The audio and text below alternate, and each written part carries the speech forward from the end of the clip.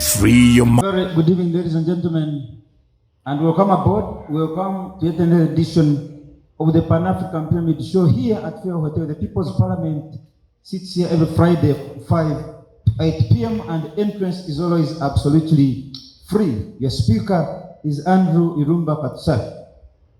Ladies and gentlemen, there are implications that we shall have to meet as the East African region, as a continent. When Somalia joins East Africa and they become the 8th state now, Somalia is joining the East African community at the height of conflict, of split between itself and the Somali-Land. And Somali-Land has been a self-governing region of Somalia for more than 3 decades, that is 30 years. But its claim of independence is not recognized by Mogadishu or any foreign government. Well, this has limited Somaliland's access to international markets. It has not prevented the breakaway state from making steady democratic gains. Some analysts say Somaliland, which has a distinct history and remains more stable than the rest of Somalia, has a strong case for independence. Others fear that international recognition would encourage other secessionist movement in Africa.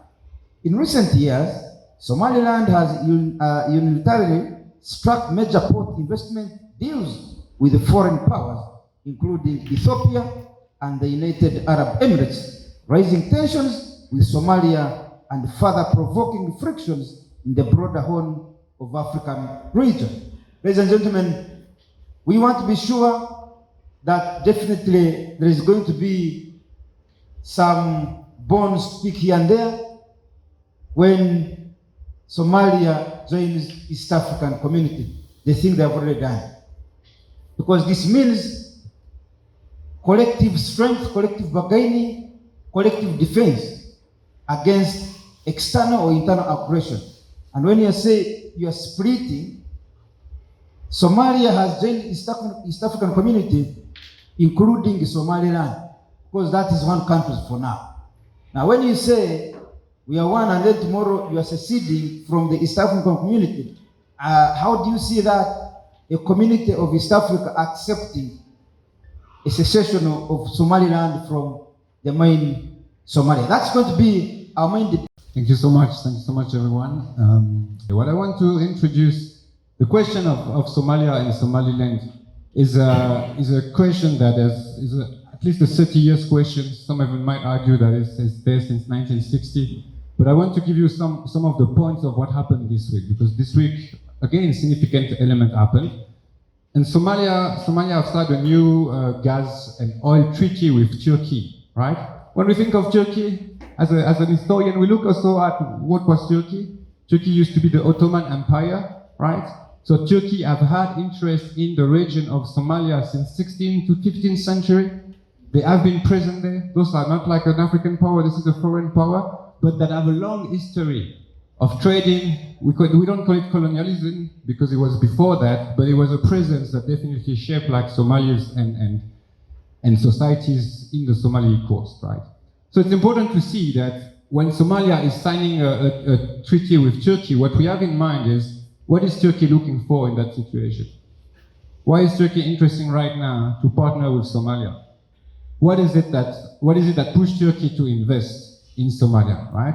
And what we see is an agreement that has 2 acts. The first act was 2 weeks ago, when Turkey tried to develop Somalian army, made a deal to develop Somalian army on the coastline, and help to protect the water, the national water of Somalia. So what it means here is that in one hand you have a first act, which is a treaty of defense, right? In order to defend the land and the sea of Somalia. In the other end, you have an economic treaty.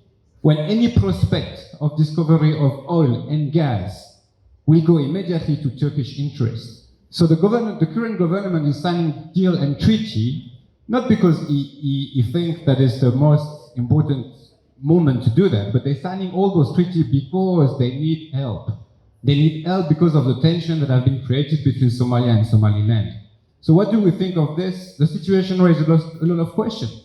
Is Somalia strong enough right now, as we speak, to negotiate like petroleum deals? Is Somalia strong enough as we speak to negotiate gas deal? Will they be winning? Is there any form of imbalance here? Is there any form where Turkey, the strong power of Turkey, of Erdogan, which dream is to re-establish a new Ottoman Empire? He said it himself, not me. In his speeches he says that he dream of re-establishing the Ottoman Empire, or the power of the Ottoman empires. He's already really influential in Libya. Is Libya getting better? I don't think so. But there's a lot of power that are interested in that part of the world, and one of them is definitely Turkey. And on the other side, on Somaliland side, what we see is the Emiratis are getting interested into Somaliland. So Emiratis start to invest into Somaliland. Emiratis were first like interested into Djibouti, then there was some commercial deal that failed, especially with the big DP World, the company DP World that used to be in Djibouti and that now moved to Somaliland. What does it mean? It means that we are in the same run. Somaliland is trying to get weapons, is trying to get recognition, is trying to get diplomatic ties, is trying to make relationship with Ethiopia in imbalanced manners. The conflict that we have between Somaliland and Somalia is weakening both countries. If we can speak of a country for Somaliland, I know that's a tricky point, but what I'm saying is that it's weakening the people. It's weakening Africa and it's weakening the people. So it's important that we find African solution to those problems, because otherwise other people will come to take interest in the questions. And the place of Somalia, we've spoke about it a month ago in the show, is really key. It's at the key place of international trade. So what we want is to ask ourselves the right questions. The right questions for the Somalia question is, what do we do when we weaken countries like this? What's going to happen to them? Can they sort out the conflict without trying to sell some of what they have? As the gas and petrol of Somalia just being sold to Turkey, so Turkey can arm and give weapons to Somalia to bring back Somaliland within the country. I don't know if that's the deal that Somalians want to do, I'm okay with it, but is that the deal that only the government want to do? Then we have a problem. Behind these questions of Somalia is a larger Pan-African questions that have been debated since the 1960s. What do we do of colonial borders? What do we do of those borders that have been inherited? And that is the question that have been asked, because Somalians have decided to unite in 1960. Actually, Somaliland got its independence 3 days before Somalia. But then they joined as soon as Somalia got its independence, because those were countries colonized by the British and the Italians. And so what do we want? Do we want to re-establish that unity of Somalians that they decided in the 1960s? Do we want to give a chance to a new government that tried to say is different from the previous one? We don't know, but what we know is that there has been a war, and many regional armies have been involved into trying to sort it out. Ugandan soldiers were here, Sudanese soldiers, East African soldiers, many soldiers try to sort what's happening in Somalia, but now the Somalian government is getting a bit stronger and stronger, decide to join the East African community, but now front Ethiopia. What is it that we have to do? Personally, I don't have another opinion rather than saying that when we are entering those situations, we're weakening both Somalia and Somaliland and all the neighbors. We're weakening them because we allow foreign powers to come and play their cards. We allow foreign powers to come and help sorting out the issue, help pushing their own agenda.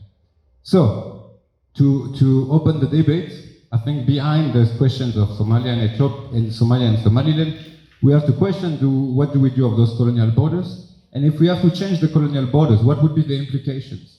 What would it cost? We've seen it with South Sudan. Is it getting better? No. The leaders of the 1960s, those of Somaliland and Somalia that decided to join each other's hands, they knew they're stronger together. Today we have forget that. We think people are stronger individually, but Pan-African don't forget that unity is the solution. Divide and rule is what foreign powers have played. That will be my conclusion for now. Do we protect colonial borders or do we let them go for the future? Thank you so much. Somalia has got the largest coastline on the whole of the African continent. Yes, that's correct. So with that in hindsight, so what are the implications of Somalia joining the EAC at the height of the split with the Somali-Land And this is a great debate topic today. So you note that observers say Somalia's accession to the EAC community comes with multiple challenges. However, it also comes with multiple opportunities. So after a decade of intense lobbying, Somalia has been admitted to the EAC, and its membership became official after the ratification by the Somali Federal Parliament. So this application process, you recall, started way back in 2021 by the former Somali President Sheikh Ahmed. It's been a long, arduous process, and some member states in the EAC actually were adamant to bring Somalia into the fold. But now here we are, it's a full member of the EAC. So critics of this accession actually point to a few things. Somalia is a country of 17 million people. It's got a long history of conflict. After the former dictator, I think Siad Barre, was ousted from power. And with its accession to the EAC, it brings security challenges. And now we've got a huge population of around 300 million people in the EAC. You can compare it to the American population. It's almost close to the population of the United States of America. And looking at Africa as a whole, so this accounts for almost a fourth of the African population. So experts who are critiquing have also stressed that actually Somalia has taken strides to address its security situation. For example, the fight against Al-Shabaab. But then also they point to security problems in other EAC states. For example, the Democratic Republic of Congo. We've got over 120 armed groups fighting in the eastern side.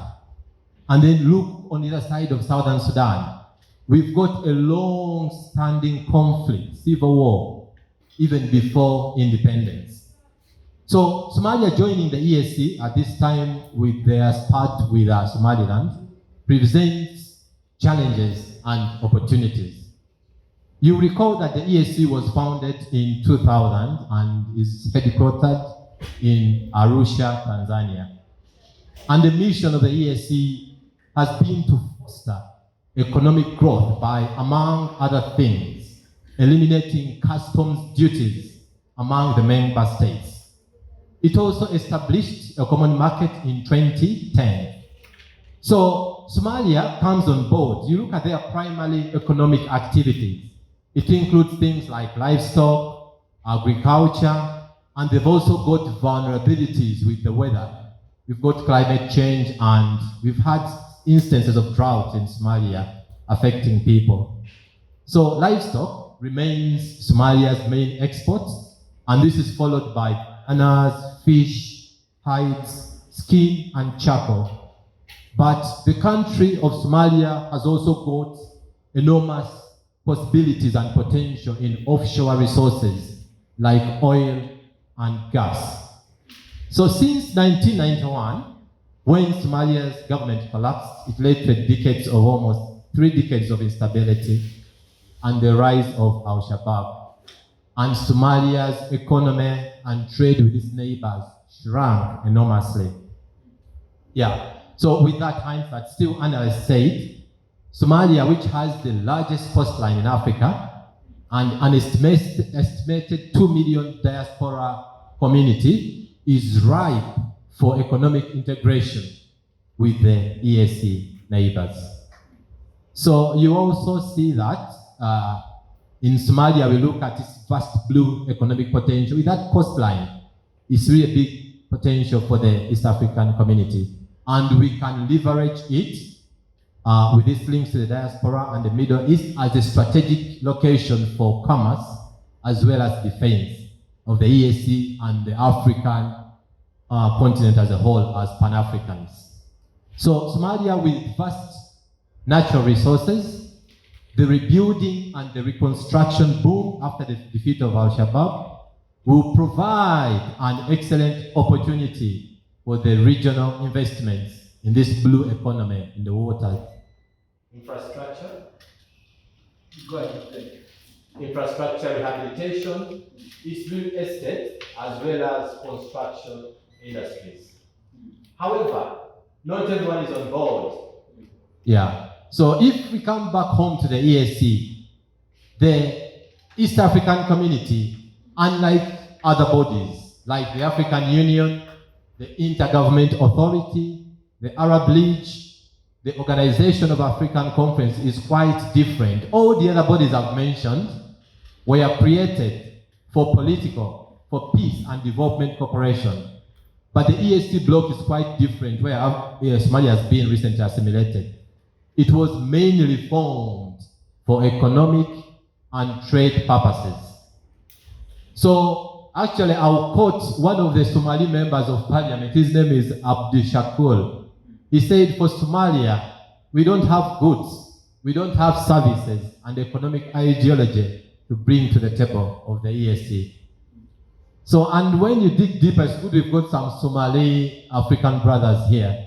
Almost every Somali middle class family or citizen has bought an apartment in Nairobi, Kenya. And you find that actually the real estate business in Kenya is booming, and it signals an advantage for Kenya's economic growth. And other countries like Rwanda, like Uganda, like Tanzania also want to tap into this. So it is actually an added advantage for Somalia to join the East African bloc. But we are not gaining much. Okay, now every good thing comes with its own challenges. True. What do you think and what do you see as the probable challenges of Somalia joining East African community at the height of their conflict in Somali-Land? Are they not going to involve us in their conflict as a region? And probably you find yourselves entangled in the conflict rather than looking for solutions to the economic empowerment that you are saying now. You are giving us a lot of good things, that what it means to be part, Somalia to be part of East Africa, especially being the biggest access to the sea. But let us also look at the other challenges that Somalia can bring to the East African community. For instance, Somalia has been grappling with the rebels, the Al-Shabaab.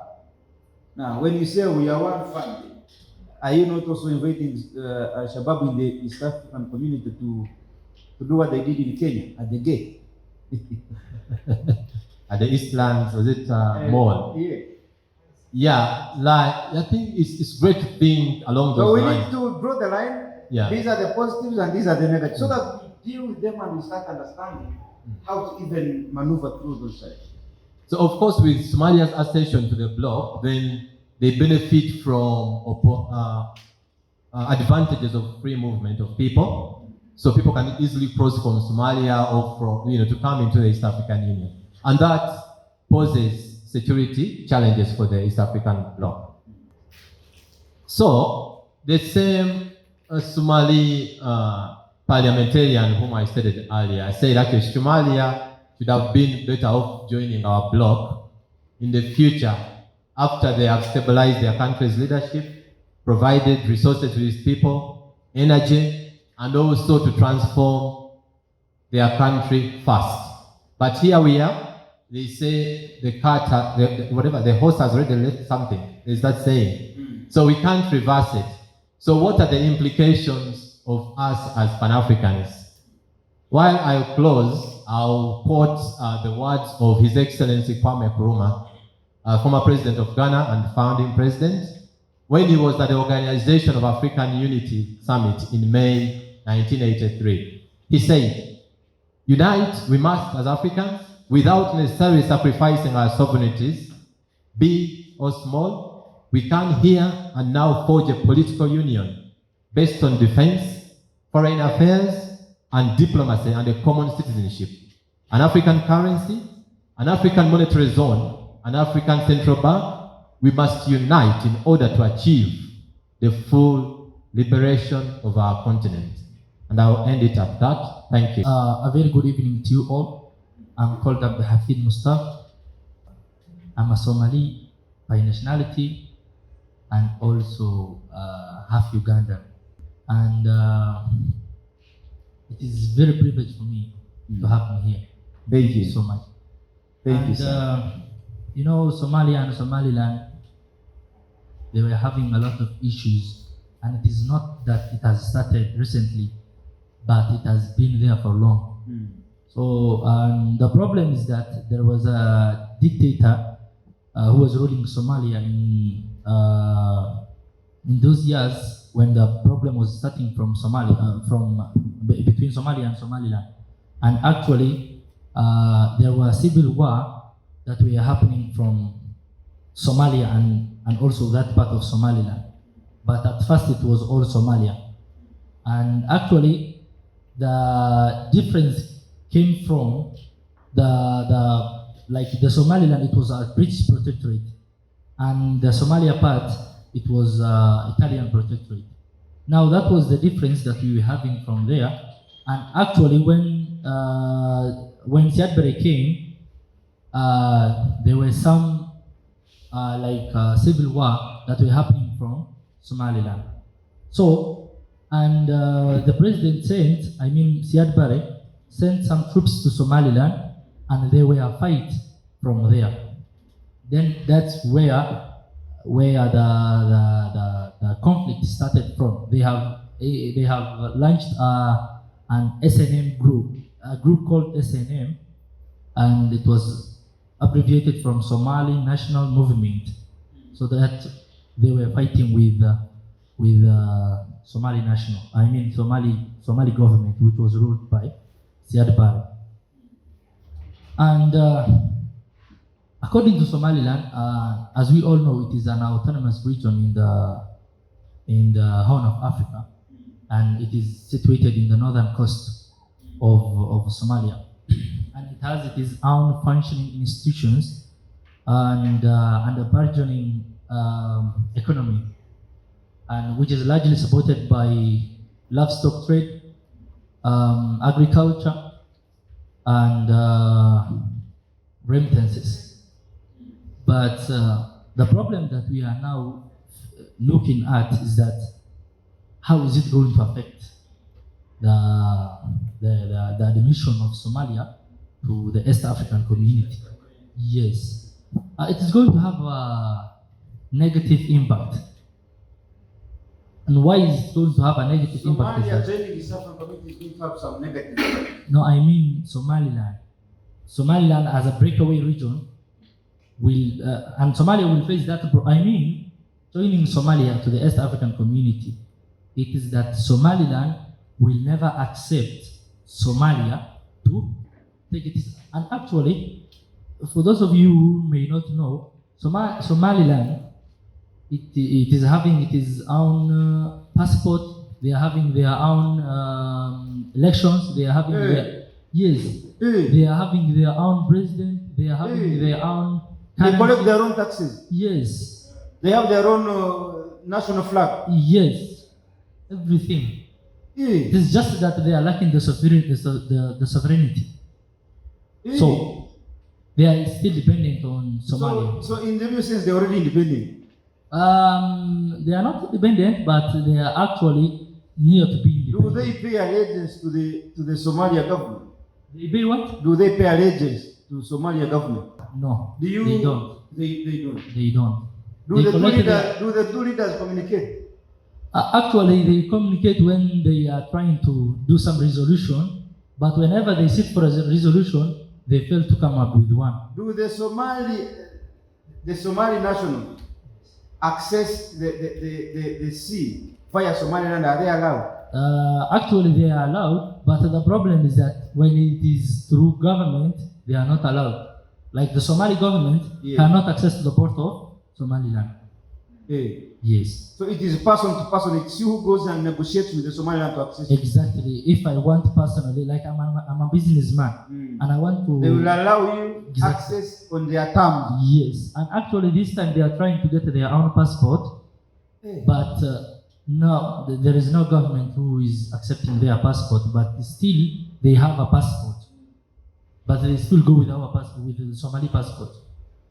Okay, so now they are using the the Somali passport, Yes. but they also have theirs. Yes. Like when you want Although to, it is not admissible. it is admissible to Ethiopia.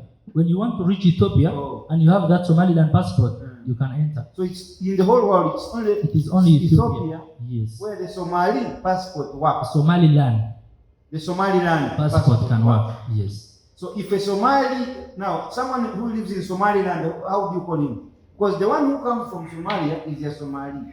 Now the one who comes from Somaliland, that nation is called who? They call themselves Somali-Lander.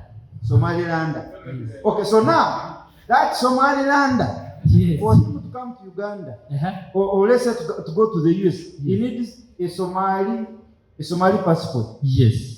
He uses the Somali passport. Yes. Yeah. So they have two passports. They have two passports. Yeah. One, and it is only Ethiopia that accepts that passport. Yes, and they have their own interests.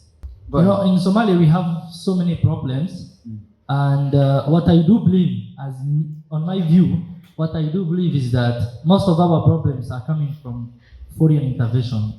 External forces. Yes. This Western world. Yes. And why I'm saying that is that,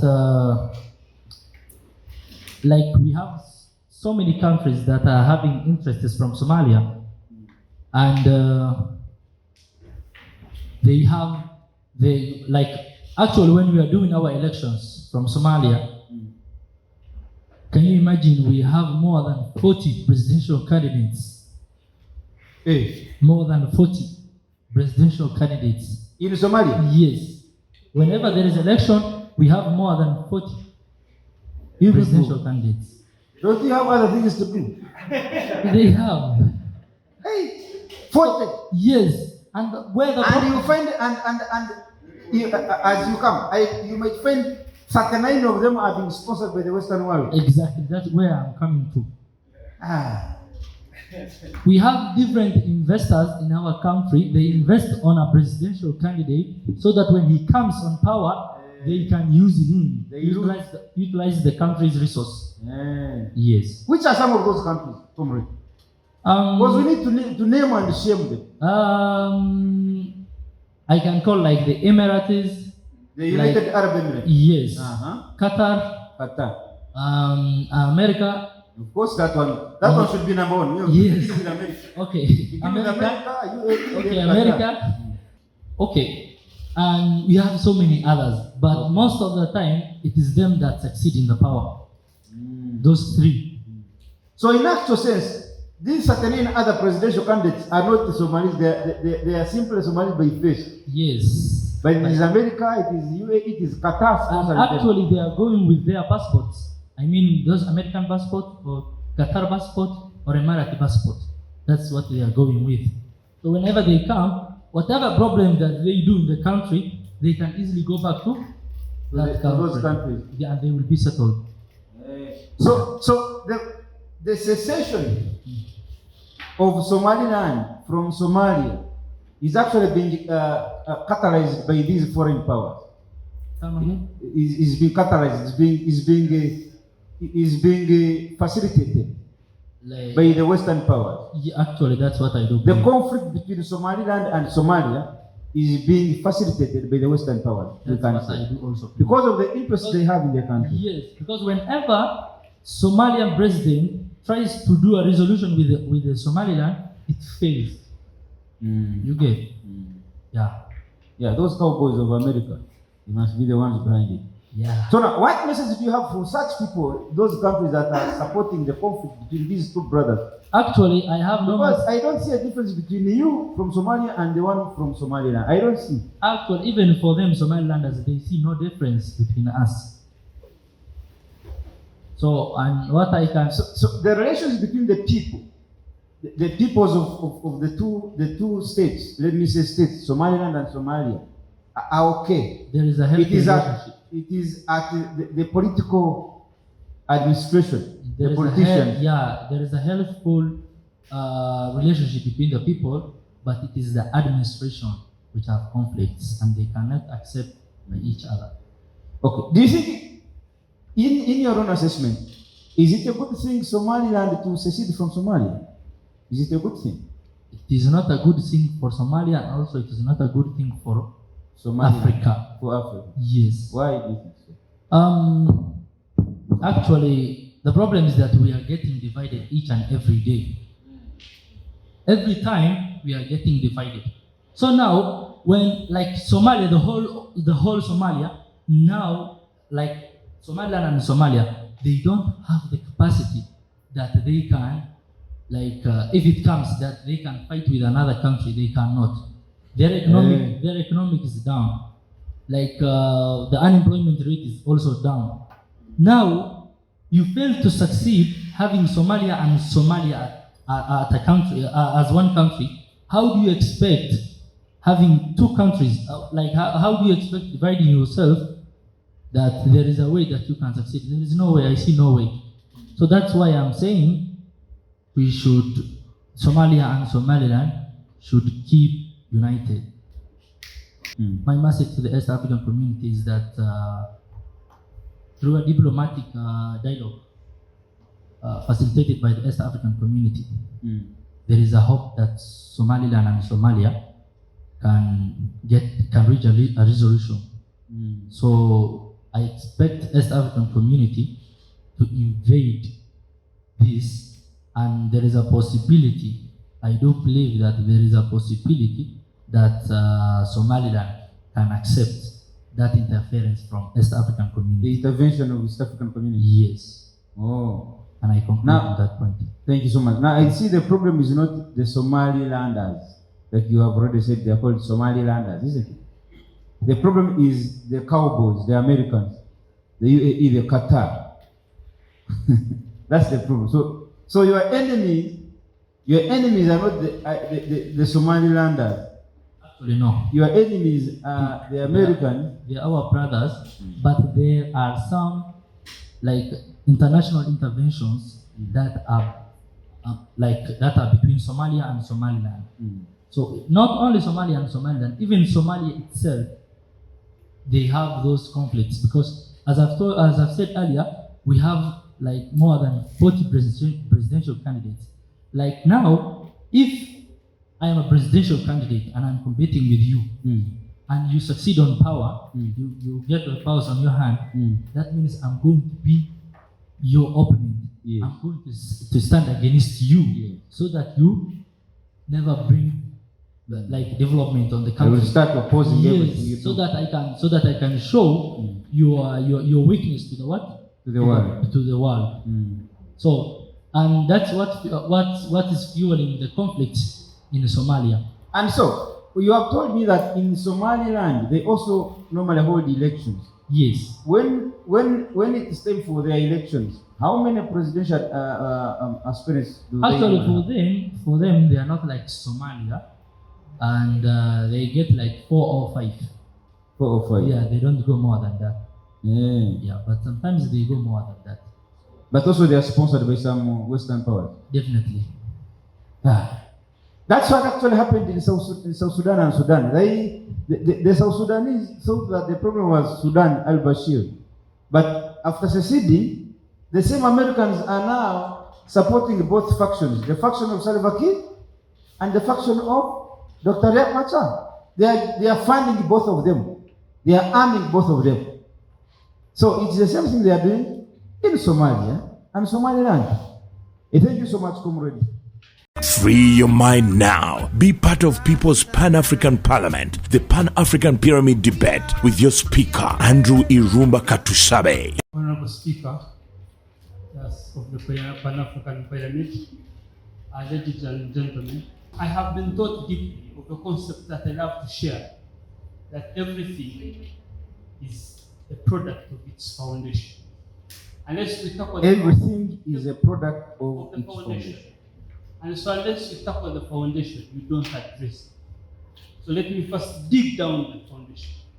So we're trying to look at the implications, very key word, of Somalia joining the East African community, EAC, amid the secession, or at the height of the secession with the Somali-Land. Well, Mr. Speaker, sir, it is the implication of the Federal Republic of Somalia That is a very correct statement. Federal Republic of Somalia joining EAC. Federal means that in Somalia there are federal states which form a single republic state. A single republic.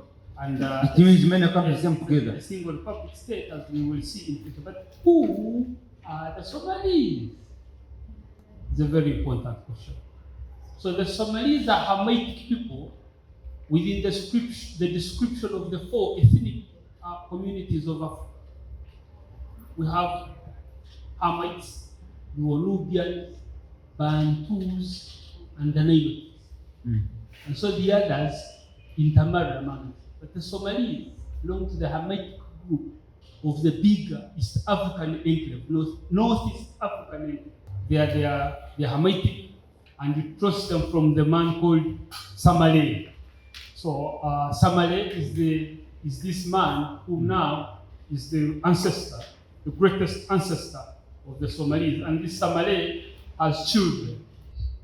The high hand of the Islamic Arabs has been the problem of Somalia. Yeah. The high-handedness. The high-handedness Oh. of fundamentalist Islamic countries of the Middle East has been the problem of Somalia. Of Somalia. Yeah. Why? So that's the crux of the matter. That's the gist of the matter now. I use the word crux. You are using the gist. Okay. Hey. So that is now the problem. Because the world at that point in the 19th century, it started to face various serious hostile alliances. You had the communist East against the West. Remember, the British and the Italians had come from the capitalist West.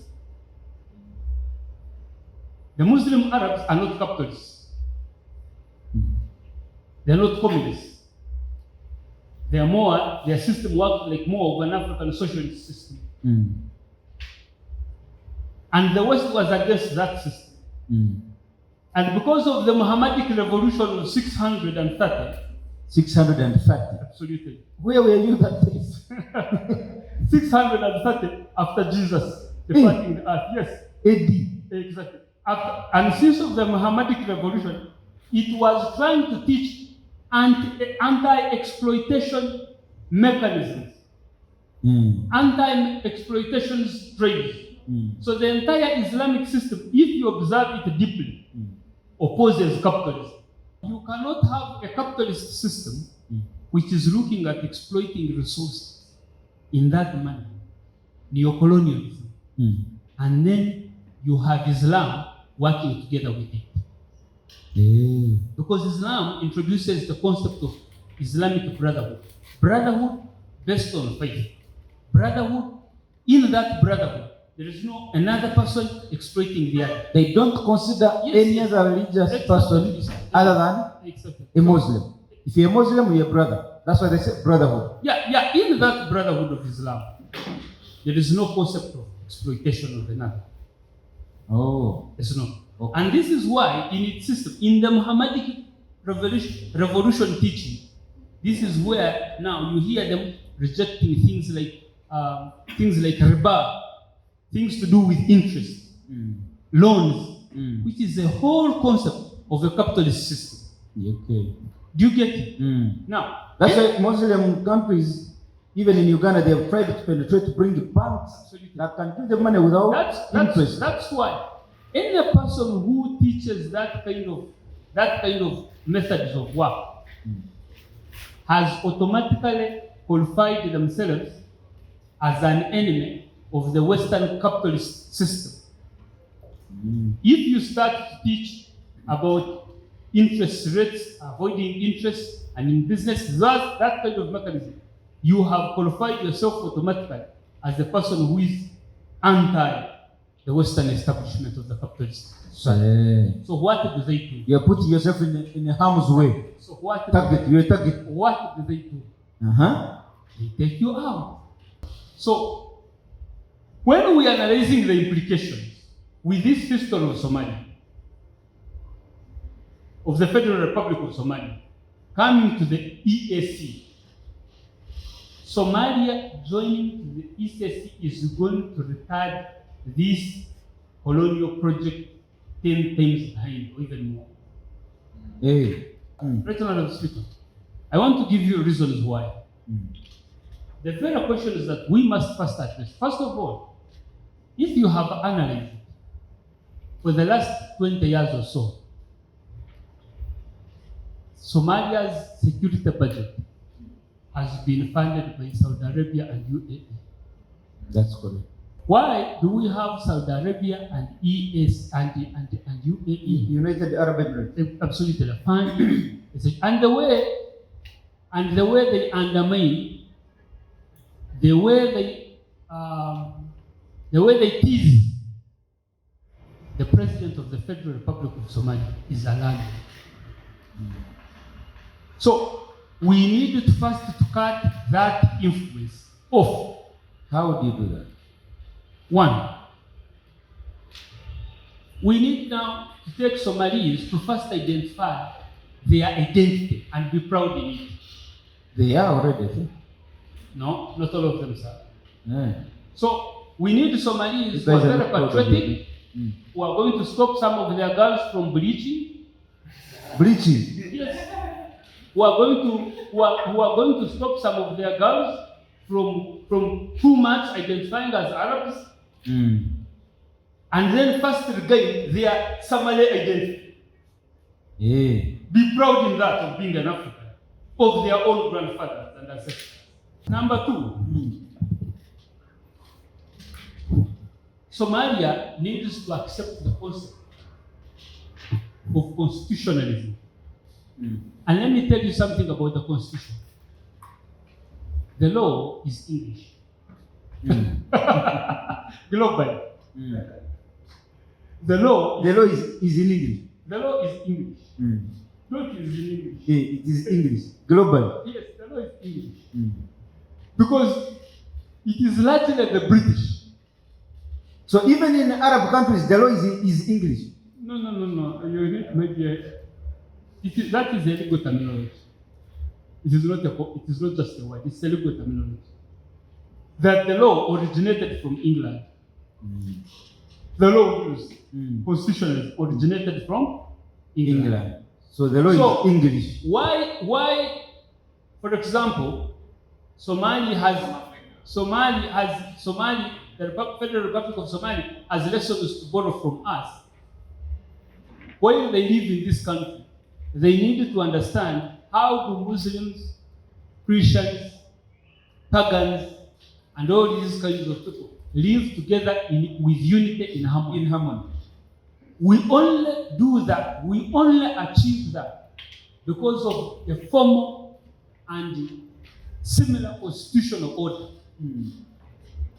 And in this constitutional order, the reason why Saudi Arabia, the reason why United Arab Emirates fund Somalia to the depth is because they want to entrench their Islamic system, including constitutional system of the Sharia law. You cannot have a country with a Sharia law in East Africa. It is impossible. That one even His Excellency the President has been saying. Yes, you have a country. He even accused the you have a country. Sudan. You have a country. You have to have a country which have young boys like these, comrades. They've studied in Uganda. They have learned medicine. They have learned law. They have learned engineering. Then they sit together. Look at international law. Look at how other countries globally are governed. Then sit together, come up with a constitution for a Somalia of their own, but also a Somalia that gives space for the others to come in and work with them fairly. This is why they are here, and this is what they are here to study. Now, once they achieve that, then they can come into East Africa. Then they can be a great force to reckon with than a force which is going to bring more burden. Because war, without having a constitutional order, which recognizes the most important thing, the most important item on this earth is freedom of worship. If you have seen in very many countries, for example, even the United States, The Somalis have a very great candidate called, I love that lady, I like her. But sometimes she goes overboard with her radicalism. But she's known to be a very, very brave young lady called Ilhan Omar. Many Americans talk about her. You're here, you're seated, you're veiled, you're dead, all of this kind of thing. But again, because America has a law that respects freedom of worship, that respects freedom of identity, this is why Ilhan Omar can sit in the House of Representatives as a veiled woman, as a woman of color, who came from Somalia, and be able to speak her views. Freedom of speech. This, you can't do it in Somalia. And these are part of the reasons of why there is a split, of why there is a very force for a split between Somaliland and Mainland. Somalia and Somaliland. Yes, Somaliland and Somalia mainland.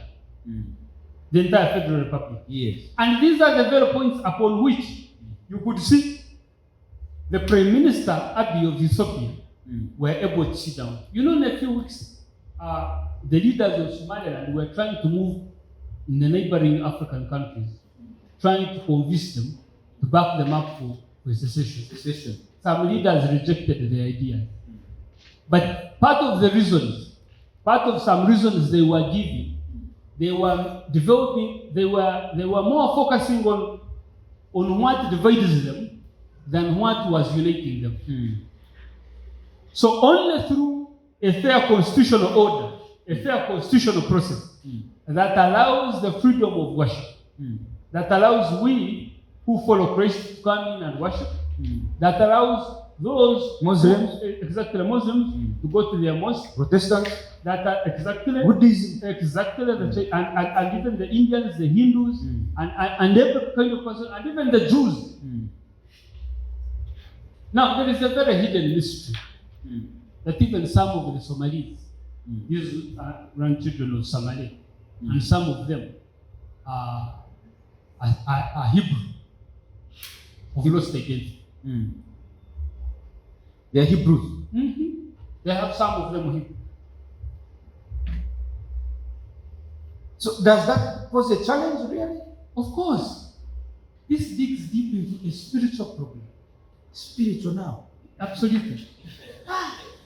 Into a very deep spiritual problem. Somalia has a lot of problems. Even spiritual. There is nothing that is in the physical, right, Honorable Speaker, that has not been constituted in the spiritual.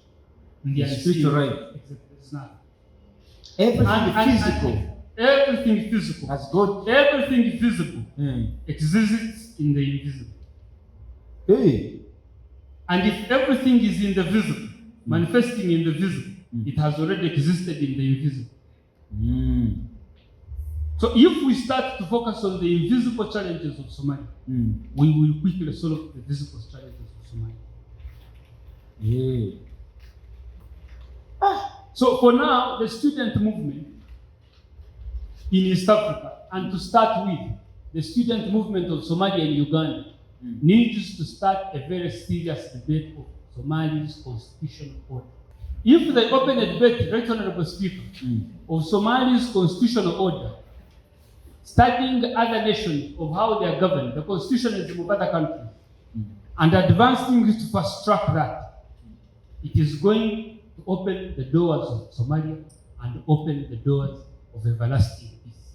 First of all, you also need to understand, to crystal clear, do your research about Somalia's base of natural resources and its strategic position in terms of controlling trade. These usher you into why Somalia is extremely, extremely important in the global dynamics of power and governance. And trade. Exactly, because it controls the trade. Yeah. Its position controls the trade. Its strategic positioning. Controls the trade. Somalia has for long had and explored oil and gas. Somalia has the deepest harbor of water to dock very huge cargo ships more than Mombasa or South Africa.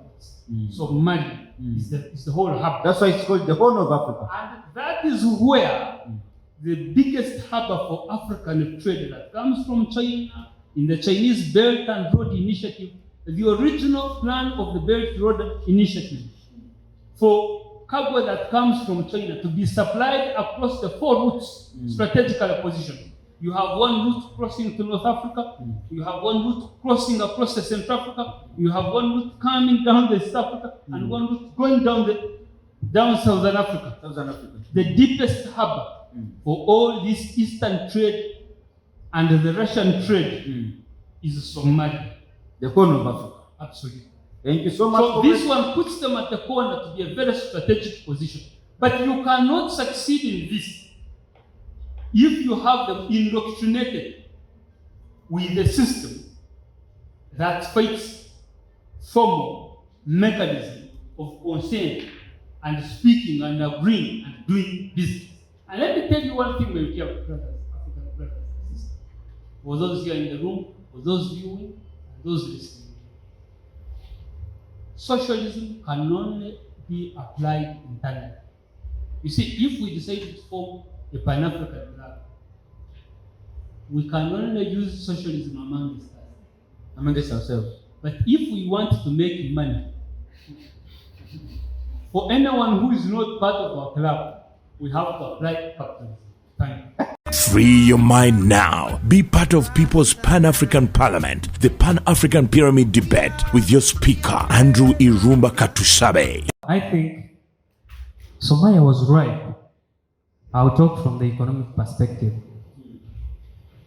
The vision of East African leaders, East African community leaders, is to have 800 million population. And this can only be possible if we solve the issues of Somali-Land and Somalia, because Somalia has already got, it is already part of the East African community.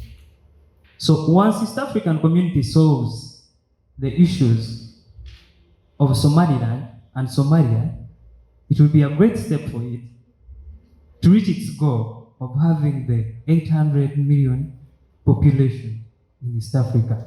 That's a huge market. Currently, East African community has only 300 billion US dollars. It's GDP.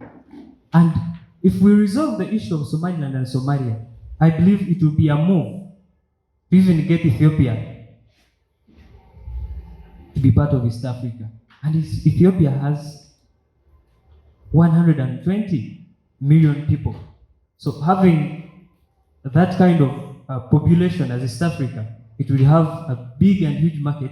And remember, we have a common market. Now, a common market means we have free movement of people, goods, and services. Now, imagine we have the cost, we have the population. I think in the years to come, we shall be able to hit close to 600 billion GDP as East Africa. Now, on the issue of security, Somalia and Somaliland, its issue should not be viewed as an issue of Somalia. Now it should be viewed as an issue of East Africa. We should see negotiations and diplomatic talks between those two people, the Somali people and the East African community. If we can end this, then we shall have made a step towards the unification of Tusabe.